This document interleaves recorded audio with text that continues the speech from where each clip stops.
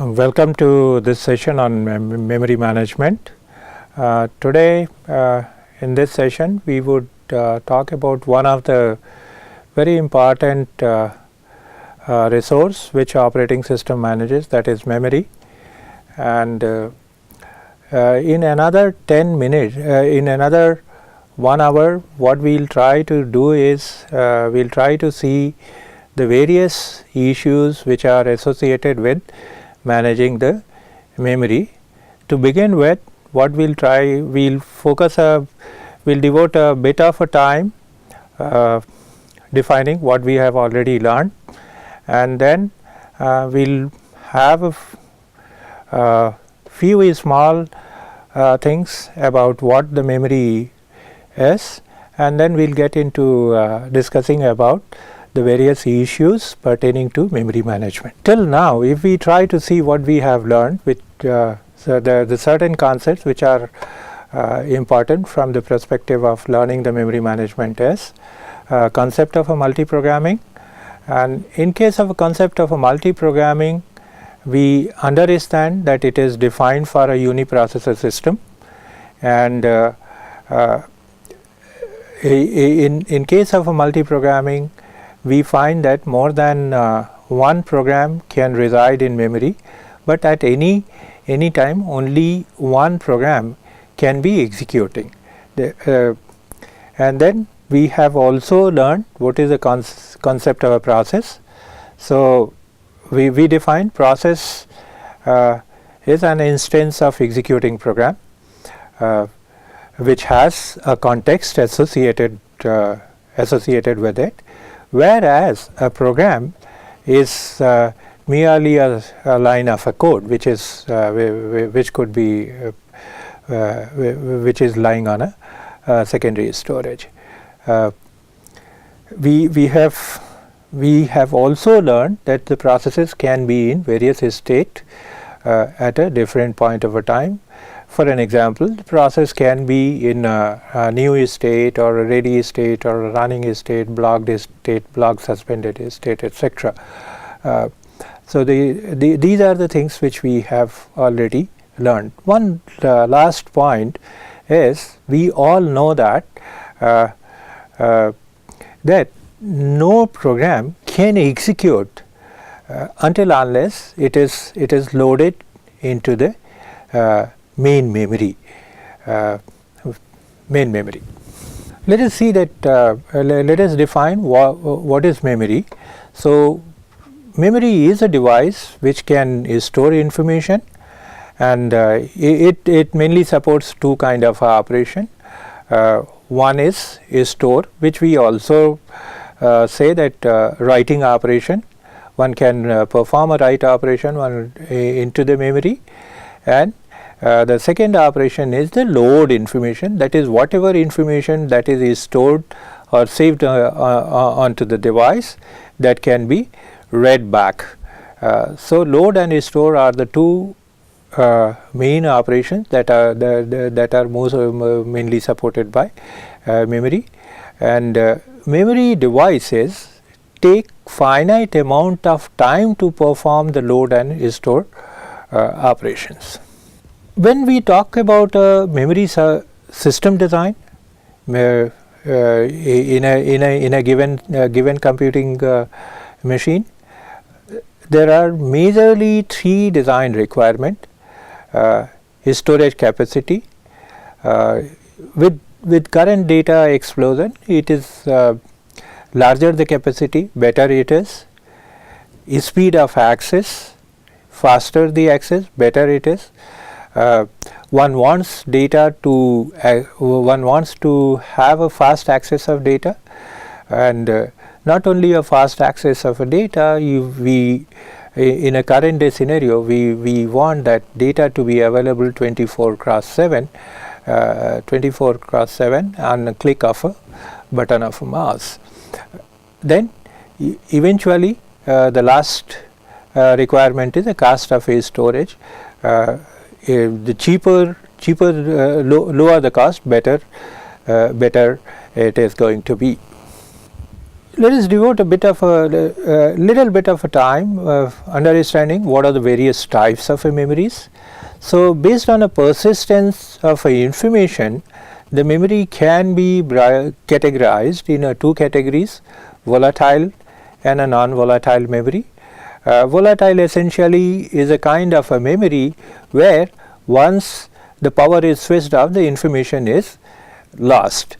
We would have seen several times while working with the computing machine, we would have seen that we are in a we are sort of typing a letter and we find that the power goes off, and then we end up losing the content what we had already typed. This primarily occurs because of the fact that the typed information is stored in volatile memory.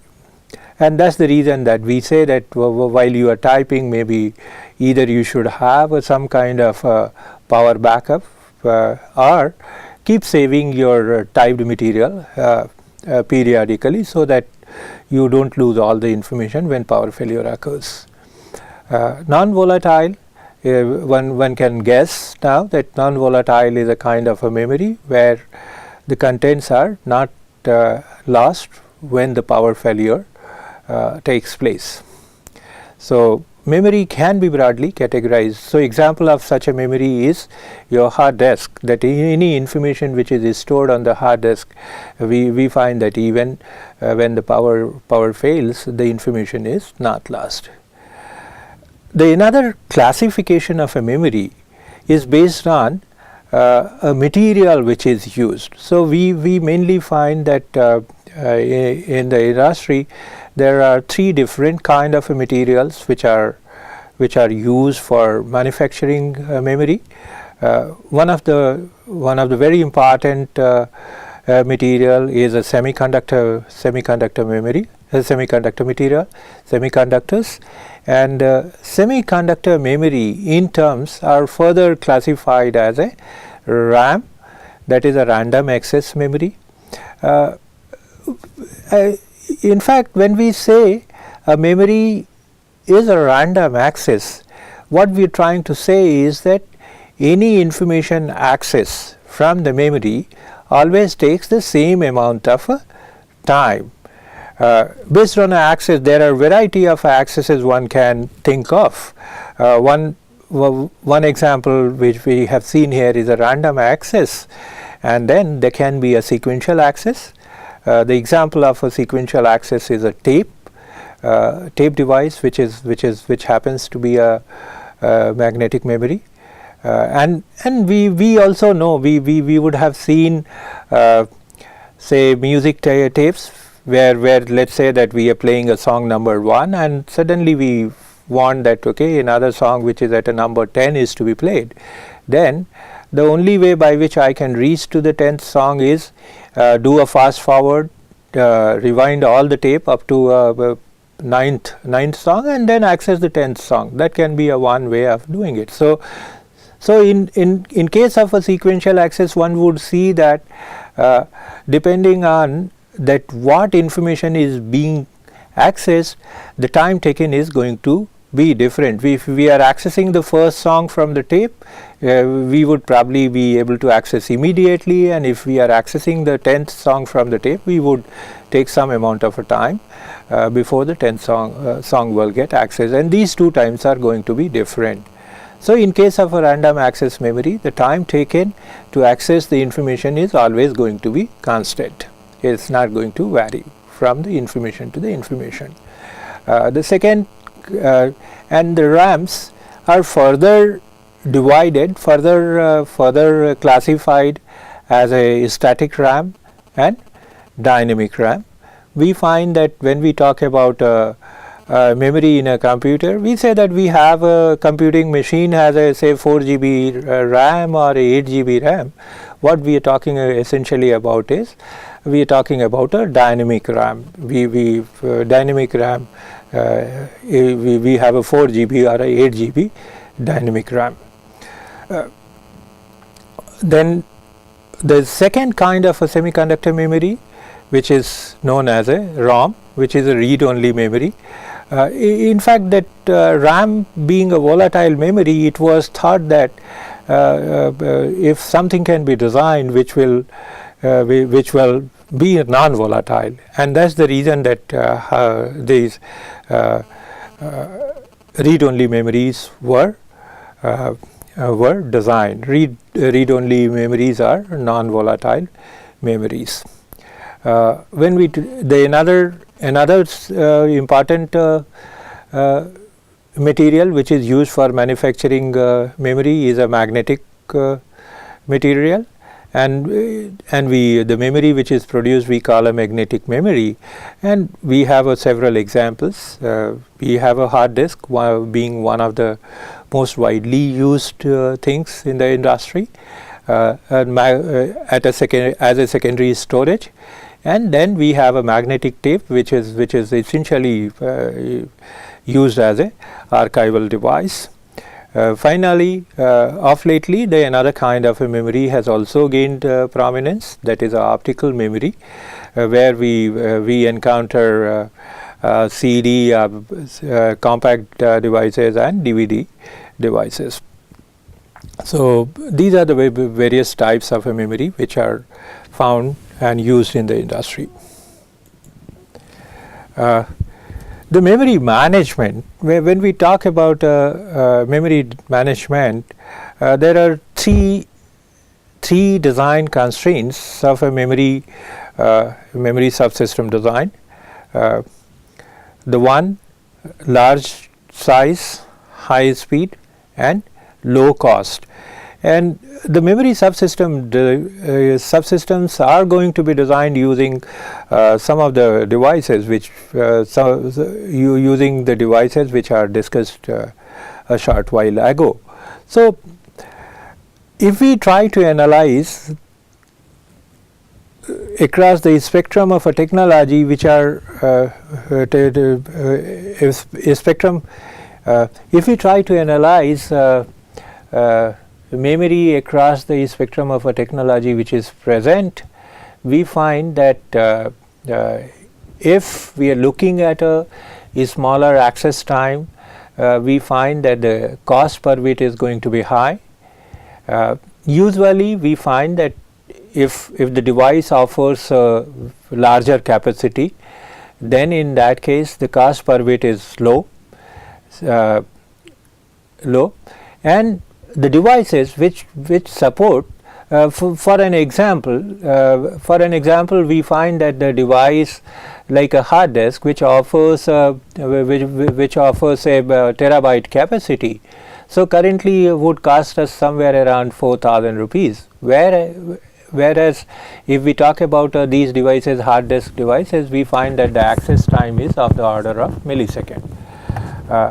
But if we take the example where access time is of the order of a nanosecond, that is case of a static RAM, then in that case we find that probably static RAM or dynamic RAM, then in that case we find that the cost of a 4 GB RAM could be somewhere around maybe 4,000 rupees.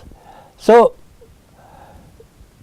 we clearly see that if and for the static RAM, for a static or a dynamic RAM, the access time is of the order of nanoseconds. So we find that if the access time is smaller, the cost is greater. In second case, in case of a hard disk, we find that capacity is larger, so the cost per bit is small. And we also notice one thing, that the devices with a large capacity has greater access time. For an example, hard disk gives us the access time of the order of millisecond. So we have seen that the design constraint is that we need a large capacity, we need a fast access, and we need at a least cost. We find that these requirements are contradictory in nature, and so the challenge faced by the memory subsystem designer is that how to achieve these, how to meet these contradictory requirement. So one of the approaches which was thought of was that design memory in a hierarchical manner. For an example, we can say that a processor, microprocessor, has got a set of a register which is a kind of a memory which can be used for temporarily holding the information or temporarily holding the instructions. So registers, we find that processors they have a very small number of registers. The total size of registers inside a processor could be of the order of probably a kilobyte or even a less. These are the fastest in terms of access time. These are the fastest access time, and in terms of a cost, the cost of implementing registers are going to be very high inside the processor. We talk about next thing we talk about cache. So cache is a kind of a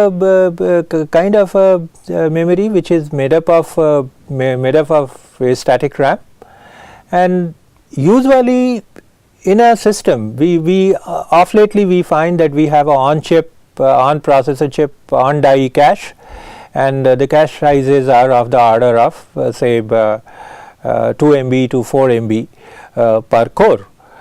So we can clearly see that the size of a register is less than a KB, and then when we go to the next step, that is a cache, that is around 2 to 4 MB per core. That is, there is a size increase of 1,000-fold size increase from a register to cache. And similarly, when we go to the main memory, we find that in general nowadays main memory, which is made up of our dynamic RAM, the size in general of lately we see that 4 GB to 8 GB, 4 GB, 8 GB, 16 GB size in a desktop laptops are fairly common, and the access speed of these dynamic RAMs would be of the order of tens of nanosecond, whereas for the cache it could be a it could be around maybe close to 10 nanosecond. And the cost of dynamic RAM is going to be much cheaper as compared to the cost of cache device. So in the hierarchy, we would observe, when we go down the hierarchy, we observe following facts. We find that as we go down the hierarchy, we find that there is a decrease in cost per bit, and there is an increase in capacity, and there is an increase in access time. The idea here is that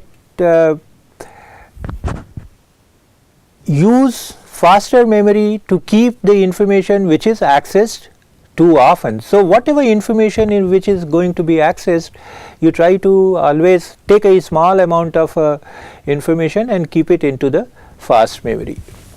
The overall concept that how the performance improves. Somebody would say that, hey, I have if everything is there on a hard disk, and if it is going to be taking a millisecond, and if every information is to be accessed from the hard disk, then how one can access the information at a faster than a millisecond. So to illustrate the example, here what we are saying, we organize the memory at a 2 level. So we say a level 1, let us say that it contains 1,000 words, and we say that access time is a 0.1 microsecond, and level 2 we say that there are 100,000 words, which has a level 2. At a level 2 we have a larger capacity, and it is a slower memory. It takes 1 microsecond, so it is 10 times slower than the level 1 memory. So So, if suppose the information which is going to be accessed is found at a level 1, then we know that the information can be obtained in 1 microsecond. So, the processor always starts accessing information from the top of the hierarchy. If the top of the hierarchy of the memory, if the information is not found at a level 1, then only the processor would initiate some kind of activity to access the information from the next level.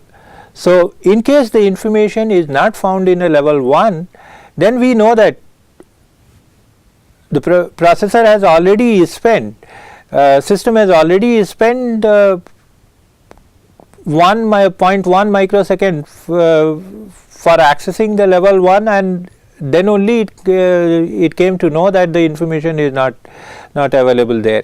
So, after that it goes to the level 2 and tries to access the information. Therefore, if the level information is accessed from the level 2, then the total time which is going to be taken is going to be equal to the time taken to access the memory at a level 1 plus time taken to access the memory at a level 2. So, that is the reason that we would find that if the information is accessed from a level 2, we will take 1.1 microsecond. This particular concept is shown in a diagram given below. So, given here we find that we have T1 is a access time for a level 1, we have a T2, that is a access time for if the memory is access time of the memory which is there at a level 2. So, if we say that all the access is only from the level 2, then we find that the total time, the time taken is going to be equal to T1 plus T2. And if we say that all the access which is going to be there is only going to be there from level 1, then we can see that the time taken is going to be somewhat close to T1. And any fraction, depending on that how much information we access from a level 1, we could be spending differing amount of time. So, the memory designer, he tries to design the memory in such a way that the access is near to 90% of access is from the 90 or 99% of the access is from the level 1, and then some can be from a level 2. So, the overall time taken to access the information will be very close to access time of T1.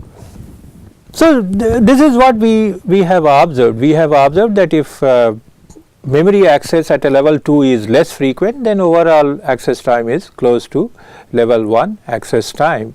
The question arises, why such a thing should happen? And one of the observation is one of the reason which because of which such a thing actually occurs. There was an observation, and which was based on the observation there was a principle formulated which is known as a principle of locality of a reference. So, we find that memory or data references, they tend to cluster. What essentially it means that if an instruction has been accessed at a given point of a time, there is every likelihood that next instruction is going to be accessed next. And in same way we can say also, same thing can be said about the data as well, that if data has been accessed, then there is every likelihood that the data adjacent to it is going to be accessed soon. Memory management requirement, if we try to look at, there are 5 main requirement when it comes to managing the memory inside a system. The number one being a relocation. Relocation is an ability to load and execute when programs are loaded at a different location at a different point of time. This aspect, the relocation aspect, I would further clarify in coming time. The another very important aspect of memory management is a protection. We find that operating system is a program which is going to be residing inside a memory and executing, and then user programs are also going to be residing. User data is also going to be residing inside the memory. So immediately some kind of a protection need is required. It should not happen that the user program goes and writes into the area which belongs to the memory, and memory which belongs to the operating system, and operating system should not write into the area belonging to the user program or a data area, meaning to say some kind of a territorial integrity of the processes, programs are to be maintained. Some kind of a protection is needed. Memory protection goes beyond territorial integrity protection. One can study about that, what all the various other protection needs are. We also find that for process synchronization and process coordination, the memory sharing is one of the important things. So then we would need to provide a mechanism that who shares what information. So sharing is an important aspect. Finally, the way memory is going to be physically organized, and finally at a time of access, how the logically memory is going to be accessed. So physical organization and logical organization are the aspects which one needs to worry about. Before actually looking at the actual memory management techniques, let us also understand one thing, that how finally machine executable code is produced and how it is loaded into the memory. So we take here what we have done, we have taken an example of a C program. So we assuming a program is written in programming language using C, and since the program is written in a high level language, it needs to get converted into a machine understandable form.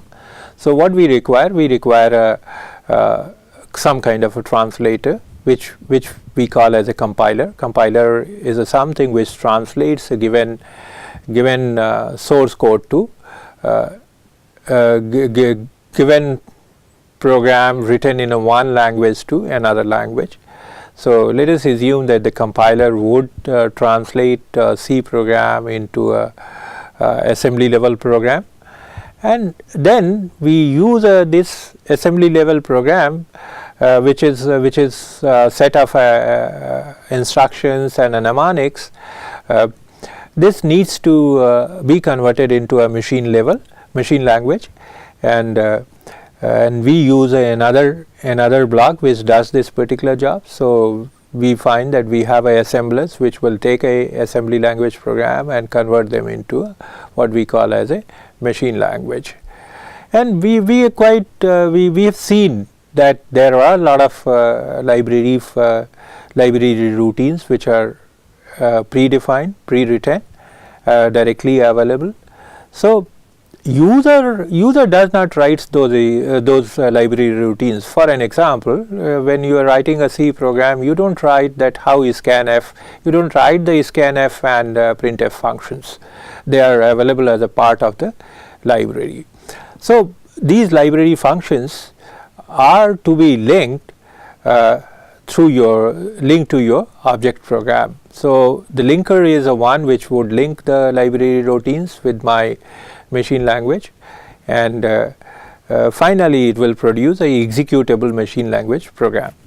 So example could be that in the DOS environment we find that we have a program with a .exe extension or a .com extension, or in a Unix environment you would see that when you compile you find that you have something known as a.out which you can execute. So executable program is generated, and finally when the user types in the user tries to execute, there is a component named as a loader which loads this executable program into the main memory. So this is how a program written in a high level language and to a time when it gets loaded into the memory, these are the various steps which are involved in it. So we should understand that once the program is loaded into the memory we can visualize as a set of a contiguous array locations, and let us assume that each location of an array is containing a one instruction. So that would mean that if I start executing my program from the first location, then one by one I would need to access each location and execute the instructions which are at a various locations in the memory. That means that there is a, when we talk about an array, we talk about an index, array index. So when we talk about a memory, we find that memory, when we have a large number of a memory, we would have addresses associated with each memory location. So the instructions are going to get loaded into the memory. So the question arises that at what point of a time the addresses are going to be binded with the instructions. So address binding is one of the very important aspect, and based on the address binding technique we have a different memory management techniques. Rather, the different management techniques support different address binding. So there are essentially address binding can take place at a 3 different point of a time. One, as early as a compile time, while the program is being compiled at that time itself, the appropriate addresses are associated with the instruction. But then in this case we can very clearly see that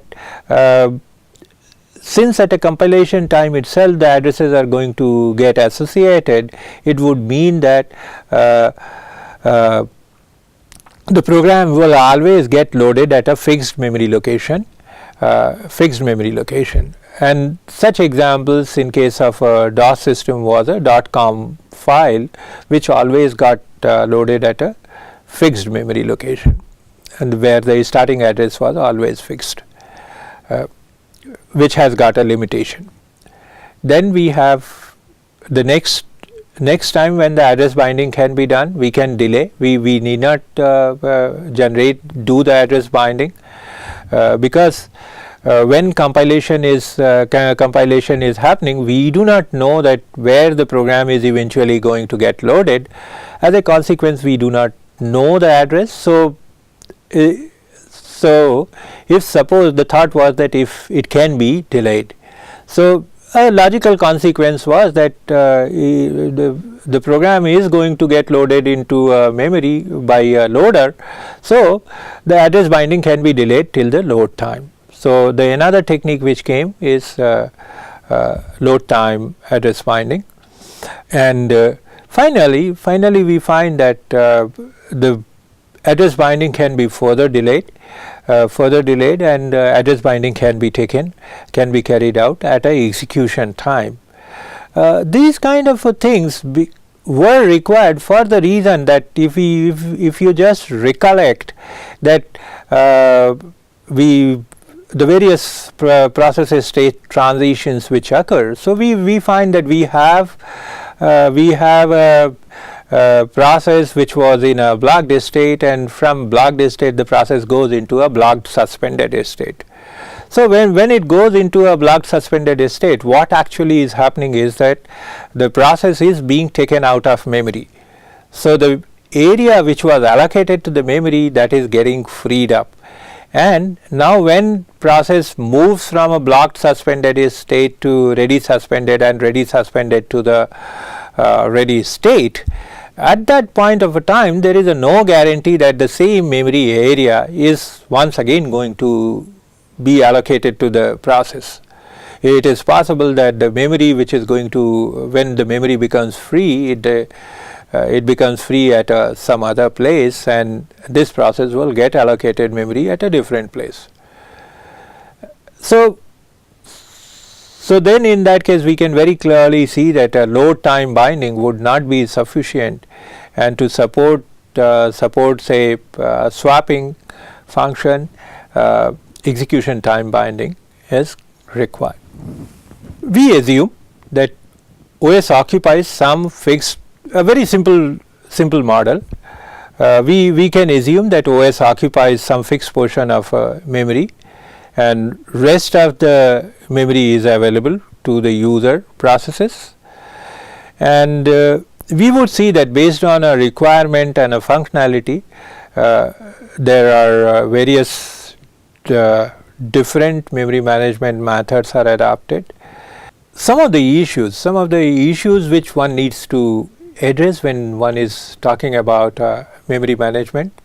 So the question arises that for a given process, whether the memory which should be allocated, that should be allocated in a contiguous or a discontiguous manner. Meaning to say that if suppose there is a program which is of a 4 kilobyte, and in memory I have a one area where a 2 kilobyte, maybe 3 kilobyte of memory is available, and at another place there is a 1 kilobyte of memory available.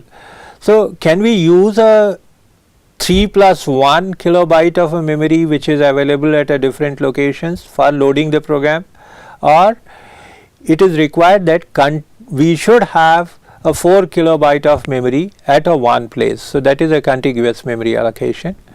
This needs to be answered and accessed. The basic simple model of memory management assumes that memory is allocated in a contiguous manner. Then the next question which is needed to be asked, how much memory to allocate to each processes? Should each processes be allocated a fixed amount of memory, or should the processes be allocated a variable amount of a memory depending on their size? If we say that every processor should be allocated a fixed amount of a memory, then we can very clearly see that there is going to be some issues. For an example, if I say that every process must get allocated say 1 MB memory, it is possible that we have a program which only requires a half KB of a memory. So we would find that more than 90% of the memory is going to get wasted, because every process is going to be allocated the same amount of memory. The other problem can be that if we have a fixed size of we say that every process should be allocated a fixed amount of a memory, there is a possibility that we would have a process which will be bigger than that fixed size of a memory. This question that how much memory should be allocated to each process gave rise to something what we call as a how to partition the memory. And when we are trying to partition the memory, we say that we can do the partitioning statically, in the sense that right in the beginning of at a configuration stage itself we do the partitioning, or we have a system where dynamically based on the requirement the partition can be created. And so the partition itself can be created either in a static manner or in a dynamic manner, and the partition themselves can be of a equal size or unequal size partition. So these are the things which cause certain which throw certain challenges for the memory management. We will try to see that what those challenges are. So let us begin with the first thing, that is fixed partitioning.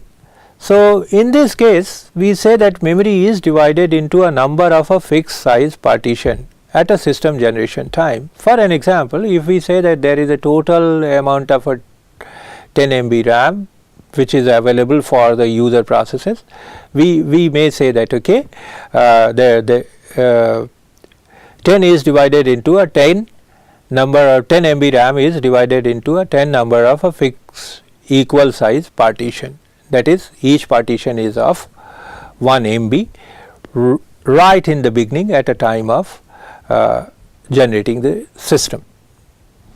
So,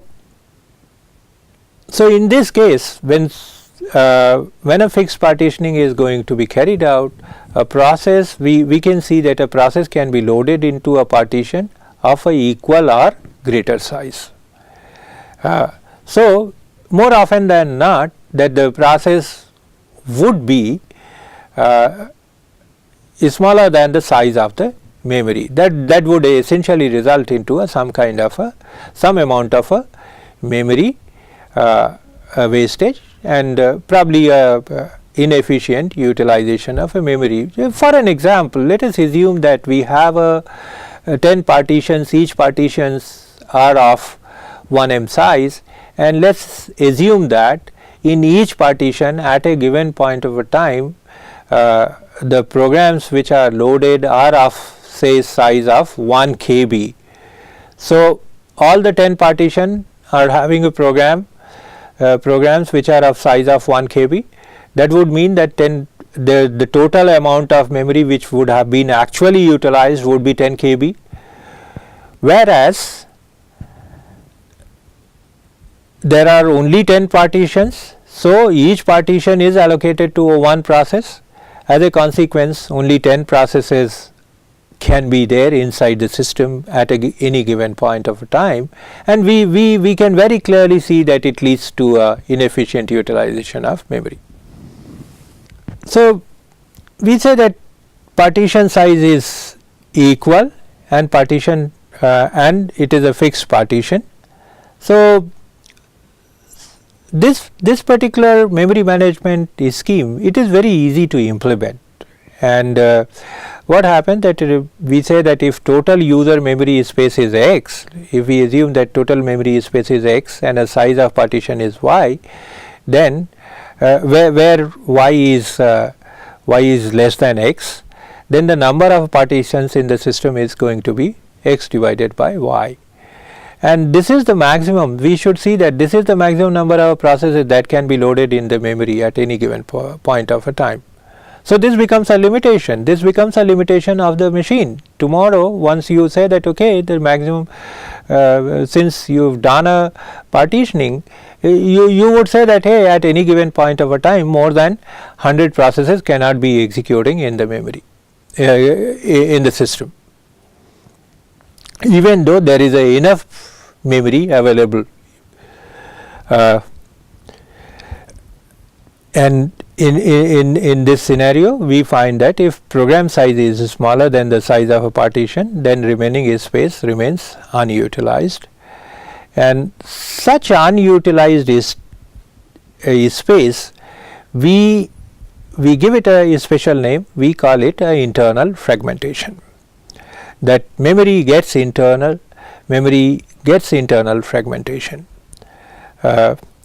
Another problem can be there, that since the partition size is fixed, that is size of partition is y, and if we have a program that is bigger than y, then the question arises, how do we fit that particular program into the memory.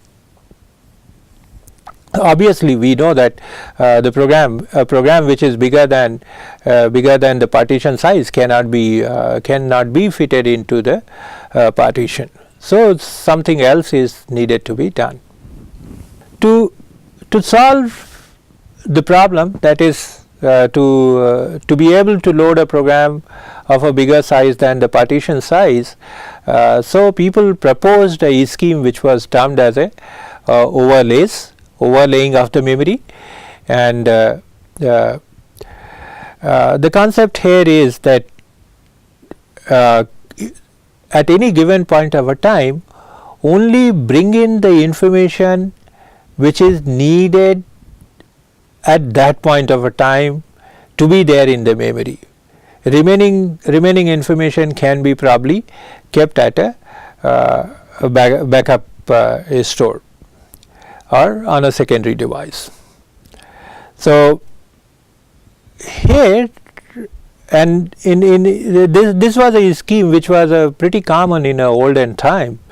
In 70s and 80s the overlays were very common, and there was a no support provided from the operating system, and it was entirely the user's responsibility to write the overlays.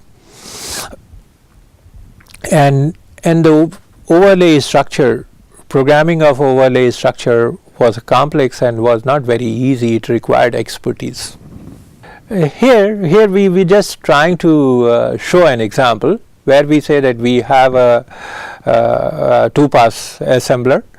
So, we find that assembler maintains a certain it requires a certain area what we call as a symbol tables, etc. Then there are few common routines which are required by a pass 1 assembler.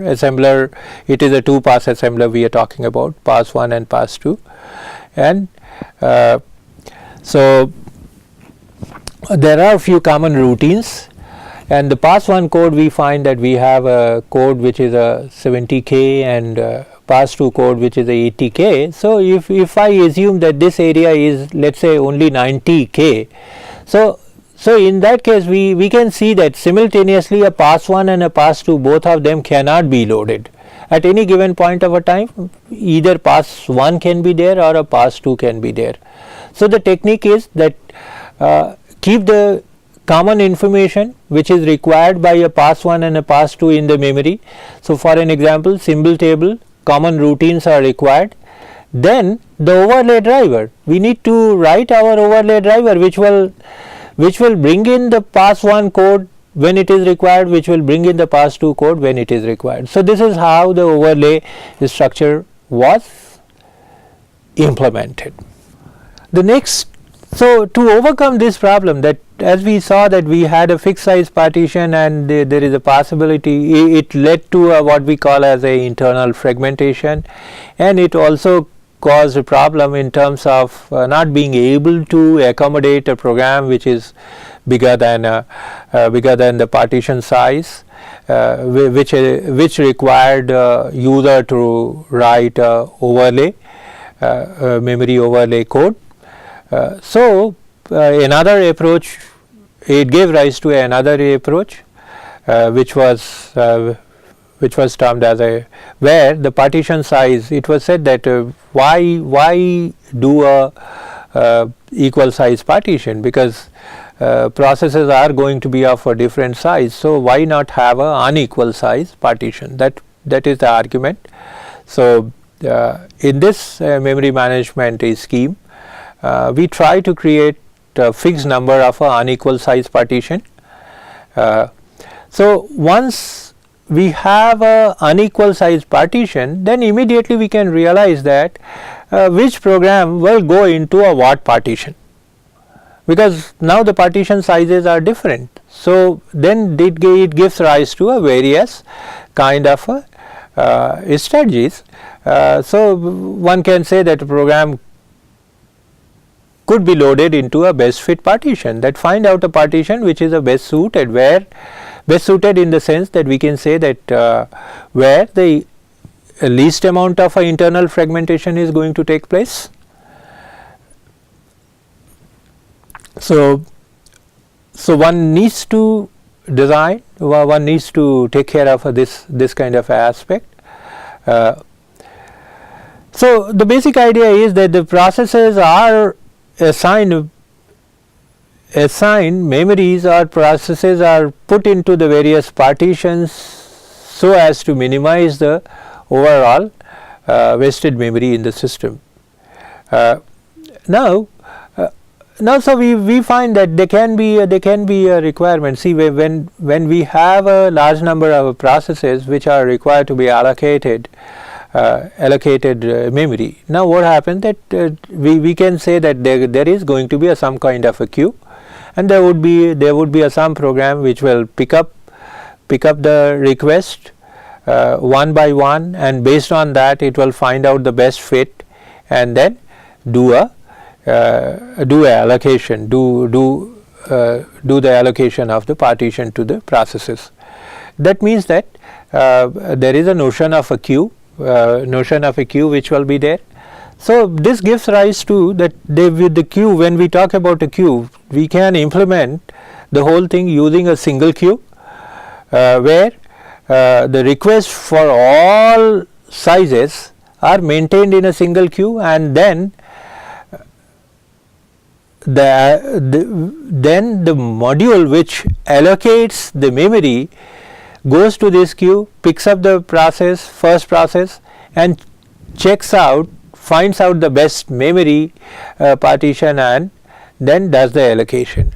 That is the one approach of handling the thing.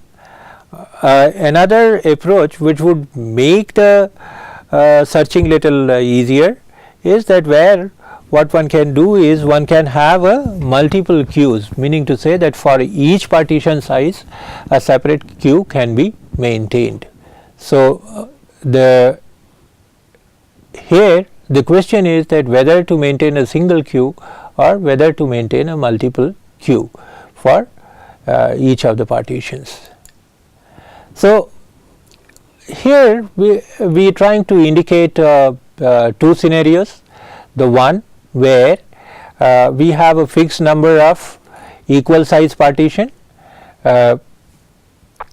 So we find that we have an operating system, and then we have a certain fixed size, that is each partition is of 8M, 8M, 8M. Here equal size partitions are there. And then there is another case where we say that we have an operating system, and then we have a partition which is say 2 meg, then 4 meg, then 6 meg, 8 meg, 8 meg, 12 meg, 16 meg, and so on. So we can have a partition of varying size. So for when we have a partition of a varying size, so when the requests are coming, we said that we can maintain a single queue or we can maintain a double queue. So this kind of thing is shown in the following diagram. So we can very clearly see that these are the two different approaches which can be adopted. We can say that we have a single queue where all the requests are maintained in a single queue, and then as and when a particular partition becomes free, then what the system would require to do is search into the list that which are the processes which are still waiting for resources to be allocated. So one would need to search the process which would fit into this particular specific block which has become free. So this which would essentially mean that the search time is going to be a longer search time, whereas if we try to maintain different queue for a different partitions.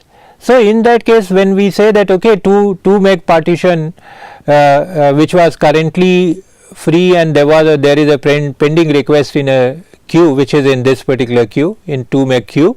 So as soon as a 2 meg process 2 meg memory becomes free, this partition becomes free, what one can do is one can go directly into this queue, and from here schedule the first take out the first process and allocate the memory. So we find that probably having a multiple queue for each process, multiple queue for one per partition is going to be more efficient in terms of the management. So today in this particular session, what we have seen, we have primarily seen that what is memory, and what are the memory subsystem design requirement, what their constraints are.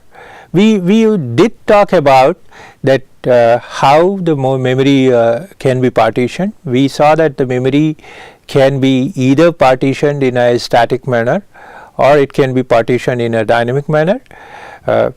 Similarly, when the partition, we are partitioning the memory partitions can be of different partitions can be of a equal size, or the partitions can be unequal size.